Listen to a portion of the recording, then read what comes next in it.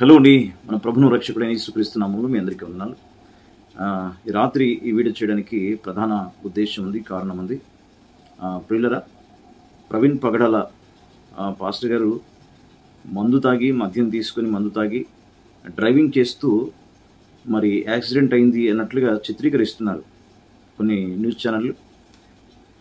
నేను ఒకటే ప్రశ్న అడగాలనుకుంటున్నాను. అయ్యా, ప్రవీణ్ గారు చనిపోయినప్పుడు ఎవరు కూడా న్యూస్ ఛానల్ కవర్ చేయడానికి రాలేదు. ఇప్పుడు మీరు మద్యం తీసుకున్న మత్తులో యాక్సిడెంట్ అయిందని మీరు ఇంత యథేచ్ఛగా మాట్లాడుతున్నారు. మీకు కొంచెం న్యాయం అనిపించట్లా?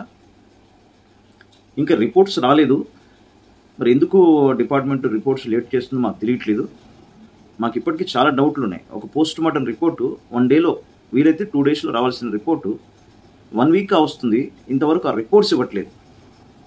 వాటి సంగతి ఎవరిని అడిగినా ఎక్కడ సమాధానం చెప్పట్లేదు. పైగా ఇప్పుడు సీసీ కెమెరా ఫుటేజెస్ మొత్తము అప్పుడొకటి రిలీజ్ చేసేసి క్రైస్తవ సమాజాన్ని మభ్యపెడుతున్నారు. హైదరాబాద్ నుంచి విజయవాడకు అన్ని సీసీ కెమెరా ఫుటేజెస్ చూస్తున్నారు. ఓకే, సంతోషమే.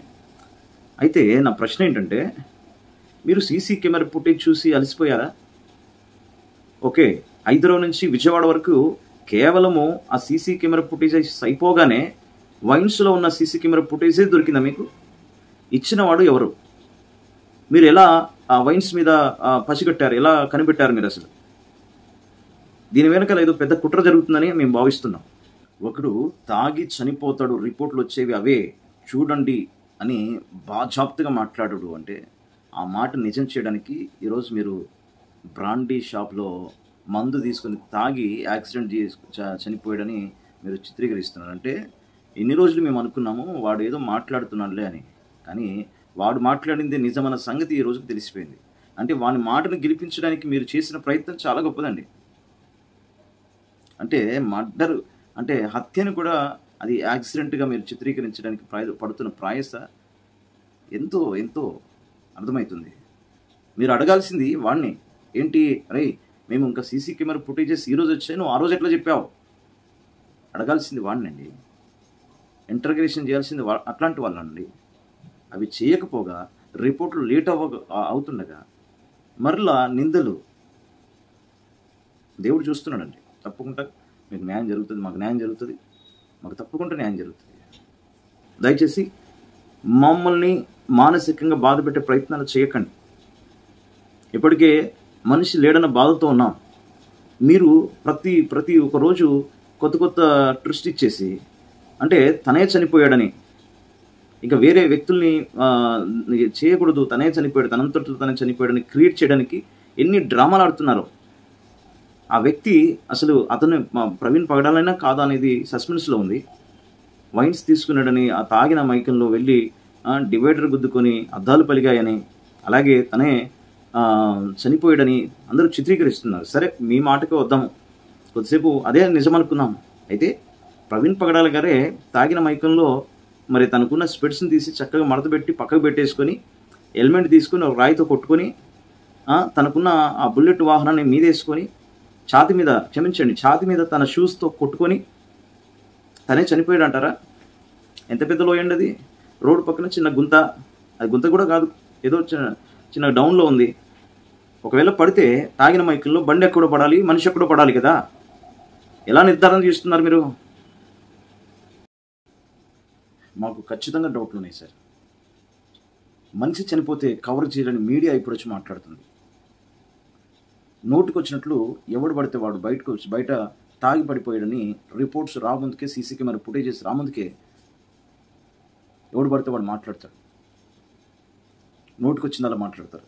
ఎందుకో పోలీస్ డిపార్ట్మెంట్ కూడా నత్తనడకన నడుస్తూ ఉంది. ఇంతవరకు ఒక రిపోర్ట్స్ కూడా బయటికి తీసుకురాలేని పరిస్థితులు ఉన్నారు. ఎక్కడ గవర్నమెంట్ కూడా, ఈ తెలుగు 2 రాష్ట్రాల్లో గవర్నమెంట్లు కూడా ఎక్కడ కూడా స్పందించినట్లు పెద్ద కనిపించట్లేదు. ఇన్ని డౌట్లు మీ మీదనే మాకున్నాయి. అసలు ఆ బండి మీద ఉంది ప్రవీణ్ పగడాలనే కాదా? ఎవరు ఆ వీడియోస్ మీకు పంపించింది? ఫస్ట్ అక్కడ ఇన్వెస్టిగేషన్ చేయండి. పంపించిన వ్యక్తిని అడగండి. మీరు తెలివిగా, లాజిక్గా మీ దగ్గర ఏదైనా ఎవిడెన్స్ ఉంటే పెట్టండి అని. ఎట్లాగూ ఎవరి ఇళ్లలో వాళ్ళు ఉన్నామో, ఎవరి పరిస్థితుల్లో వాళ్ళు ఉన్నామో, ఎవరు పెట్టాలి? హత్య చేసినోడే పెట్టారు. ఎవరైతే చేశారో, ఆ పన్నంగా పన్నారో వాళ్ళు మాత్రమే పెట్టగలుగుతారు.